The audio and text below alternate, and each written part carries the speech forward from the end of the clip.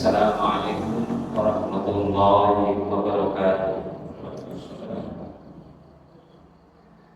Alhamdulillahirabbil alamin wa bihi nasta'inu ala umuri dunya waddin.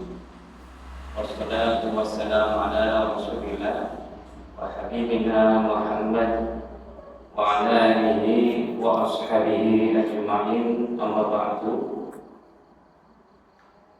Ma'asyiral hadirin rahimahumullah. Allah Subhanahu wa taala memberikan kebebasan kepada setiap manusia untuk memilih dan menentukan jalan hidupnya masing-masing. Dan pilihan hidup ini hanya ada satu di antara dua pilihan. Kalau tidak menjadi seorang mukmin, maka pilihan jalan hidup yang kedua adalah menjadi seorang yang kafir. Allah Subhanahu wa taala berfirman di surah Al-Kahfi dari petikan ayat 29, "Faman syaa'a falyu'min wa man syaa'a falyakfur." Barang siapa memilih untuk beriman, hendaklah dia beriman, dan barang siapa menghendaki jalan kekafiran, maka biarkanlah dia menjadi seorang yang kafir. Artinya Allah Subhanahu wa taala memberikan hak pilih ini sepenuhnya kepada setiap manusia untuk bebas menentukan pilihan jalan hidupnya masing-masing. Dan tidak ada pilihan lagi yang ketiga atau yang keempat, semisal agak mukmin atau agak kafir. Dan ketika seorang manusia memilih hidup menjadi seorang yang kafir, maka Allah Subhanahu wa taala memberikan kebebasan sepenuhnya kepada seorang yang kafir ini untuk berbuat sekehendak hatinya, berbuat sekehendak hawa nafsunya.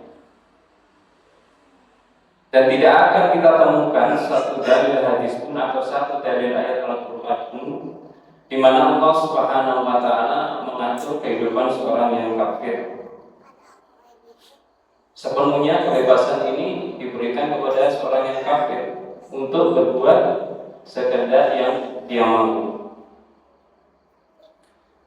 Dan ketika seorang manusia memilih menjadi seorang yang beriman,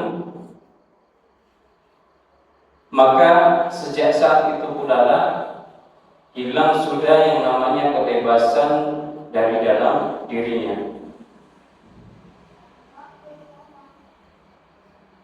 Karena seorang mukmin dia dituntut untuk berislam, yang akan katanya dari aslama, artinya berserah diri. Seorang mukmin harus siap menyerahkan dirinya, menyerahkan kehidupannya seutuhnya untuk diatur oleh aturan Allah Subhanahu wa taala. Tanpa lagi bertanya mengapa Allah perintahkan ini dan mengapa Allah mengharamkan ini. Ketika muncul pertanyaan ini di benak seorang mukmin, maka keimanannya akan menjawab, saya melakukan ini karena perintah Allah, dan saya meninggalkan larangan ini karena Allah juga memerintahkannya. Dan seorang mukmin tidak lagi mencari ilah hukum, alasan-alasan hukum, apa manfaatnya, apa hikmahnya. Karena keimanan seorang mukmin akan menjawab, setiap yang diperintahkan oleh Allah Subhanahu wa taala itu pasti mendatangkan kemanfaatan, dan setiap yang dilarang oleh Allah Subhanahu wa taala itu mendatangkan kemudaratan. Bapak-bapak, ibu-ibu rahimahumullah, 14 abad lamanya umat Islam di dunia ini tidak mengetahui kalau di daging babi itu terdapat cacing pita.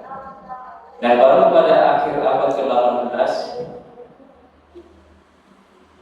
diteliti dan ditemukan ternyata di dalam daging babi ini ada cacing pita.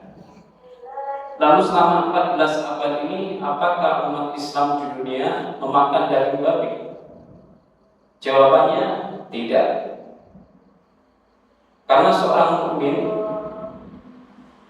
meyakini bahwa setiap yang dilarang oleh Allah Subhanahu wa taala ini pasti mendatangkan kemudaratan untuk dirinya.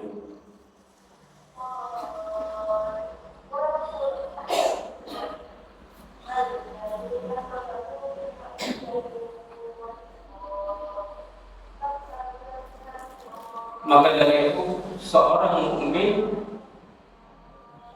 dituntut untuk mengislamkan dirinya secara utuh, secara penuh, secara kafah. Dan Allah Subhanahu wa taala berseru kepada orang-orang yang beriman, ya ayyuhalladzina amanu dkhulu fis-silmi kafah. Wahai orang-orang yang beriman, masuklah kalian ke dalam Islam secara kafah.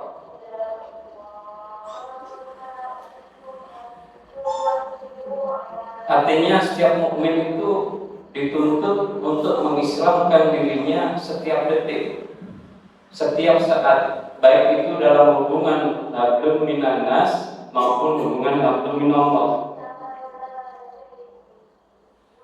Karena itu Allah Subhanahu wa taala menurunkan 6.666 ayat Al-Quran dan kurang lebih 5.000 hadis semata-mata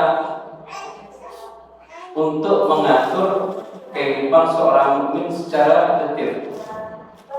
Mulai dia dari bangun tidur, masuk kamar mandi, hidup berumah tangga, sampai hidup bernegara, semuanya telah diatur Allah di dalam Al-Quran dan hadis.